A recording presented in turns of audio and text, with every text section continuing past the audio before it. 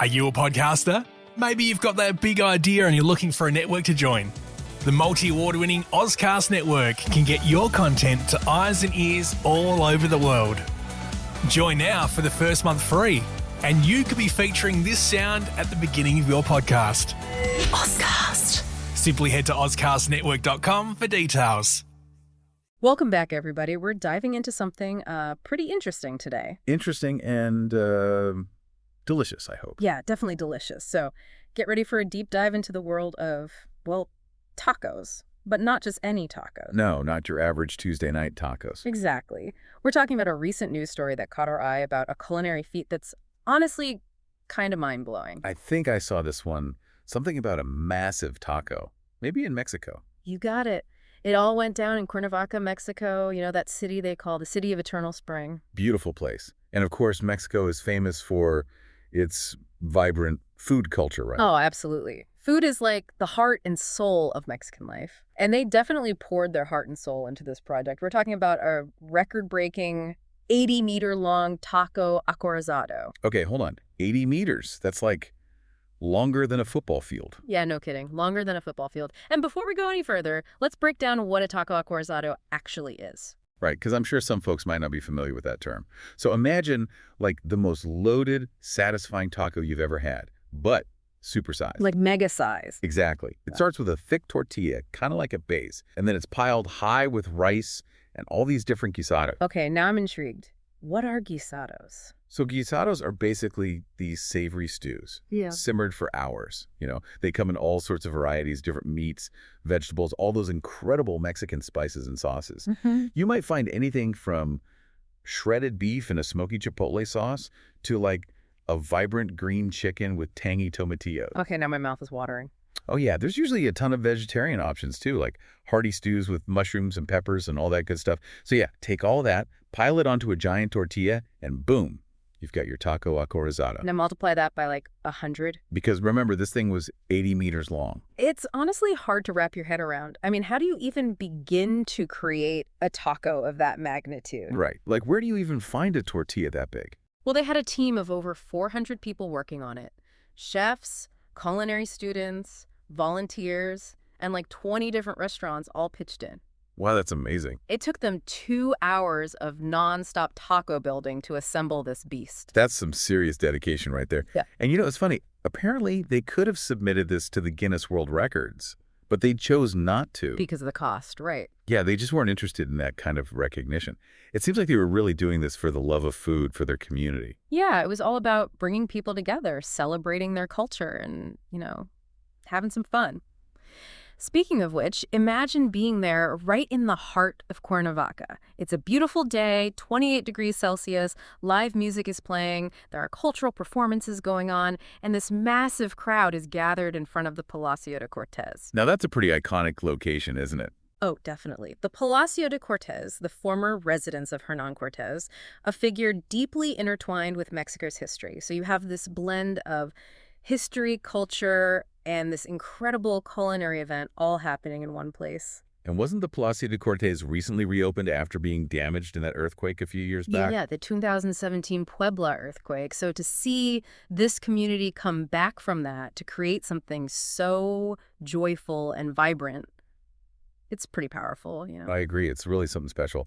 And speaking of special, let's get back to that taco. What did they actually put in this 80-meter-long masterpiece? Oh, man. They had it all. We're talking classic hard-boiled eggs, elaborate mole sauces, crispy chicharrones, savory Milanese. I bet they had some good al pastors in there, too. Definitely. And even some fish and chicken for good measure. Wow. Talk about a feast. They really went all out. Oh, and did you see they had huazontal cakes? Huazontal. That's a new one for me. Yeah, huazontal. Yeah. It's an ancient grain, super nutritious, and it's been a staple in Mexican cuisine since, like, the Aztec times. Really?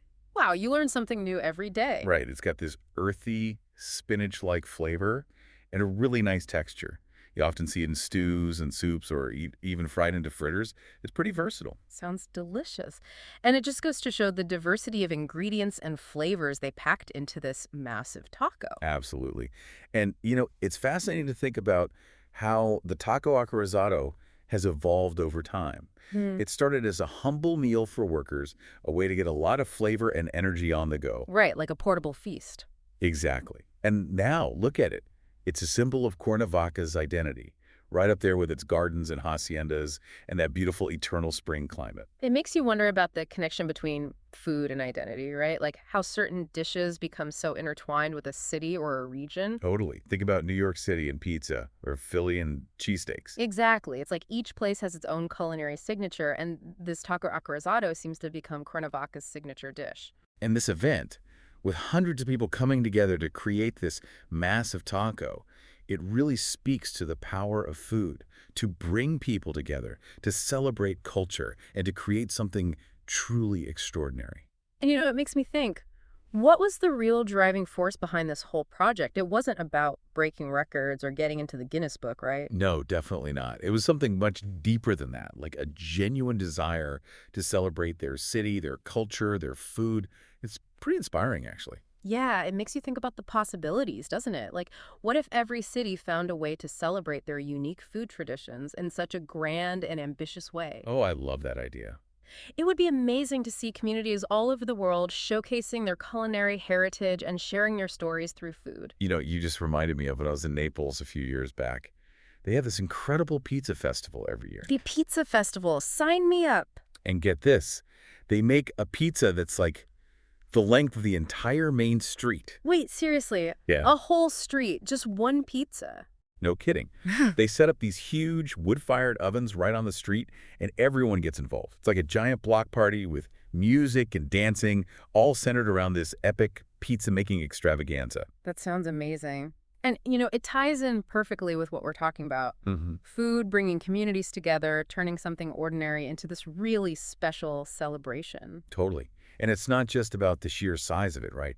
It's the shared experience, the pride, the connection that comes from everyone working together to create something so unique. Okay, full disclosure. All this talk about giant tacos and street-long pizzas is making me hungry. I know, right? Food has this amazing ability to transport you, doesn't it? Evoke memories, make your mouth water. Absolutely. But okay, back to that taco in Cuernavaca. Mm-hmm.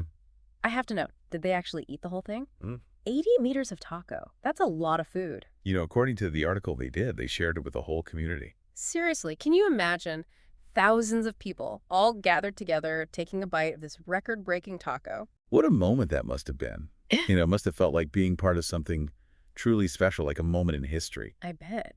Just picturing all those delicious fillings, the aromas, the energy of the crowd. It makes sense why they didn't even bother with the Guinness World Record. Right. It wasn't about that. The real reward was the experience itself, the joy of creating something so amazing and then sharing it with everyone. You hit the nail on the head. It wasn't about external validation or breaking records for the sake of it. It was about celebrating their culinary heritage, their community. And doing it in a way that was authentic and meaningful to them. It's truly inspiring. Makes you think, what if other cities did the same? What if we had a global movement of these incredible culinary celebrations? Can you imagine?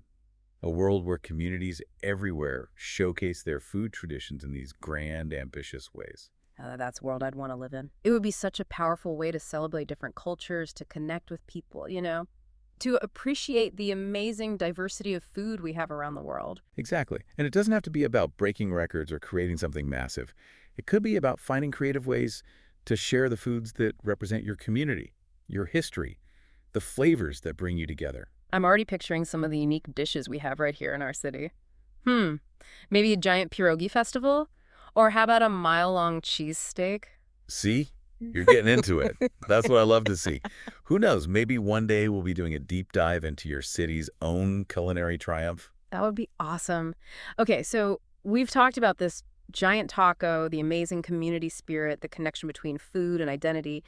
But I think there's one more really important takeaway here. Yeah, I think so too. And it's all about remembering that food, it really has this power to go beyond borders and connect us all. Yeah, totally. It doesn't matter if it's a simple taco from a street vendor or a fancy meal at a Michelin-starred restaurant. Food brings people together, sparks conversations, helps us create memories. And it reminds us that sometimes the most amazing experiences come from appreciating the simple things, the everyday things that make our communities unique, Exactly. It's about being proud of where you come from, sharing your traditions, and finding those little moments of connection that make life so rich and flavorful. Well said. Honestly, this whole conversation has got me thinking about all the food traditions we have right here in our own city. I'm feeling inspired to get out there and explore more, Maybe even try my hand at some of those local recipes. That's the spirit. I encourage everyone listening to do the same. Take a walk around your neighborhood, check out the local markets, talk to people who are passionate about food. You'll be amazed at what you discover. It's funny how we started with the story about one giant taco in Mexico, and now we're talking about a global movement of celebrating food and community. It really shows you how powerful food can be, right? So, as we wrap up today's deep dive, we want to leave you with this thought. What makes your city or town unique when it comes to food? What flavors tell your story, and how can you share those flavors with the world? Maybe it's time to start planning that giant pierogi festival or that mile-long cheesesteak. Thanks for joining us on this delicious deep dive. Until next time. Are you a podcaster? Maybe you've got that big idea and you're looking for a network to join. The multi-award-winning Ozcast Network can get your content to eyes and ears all over the world. Join now for the first month free, and you could be featuring this sound at the beginning of your podcast. Ozcast. Simply head to ozcastnetwork.com for details.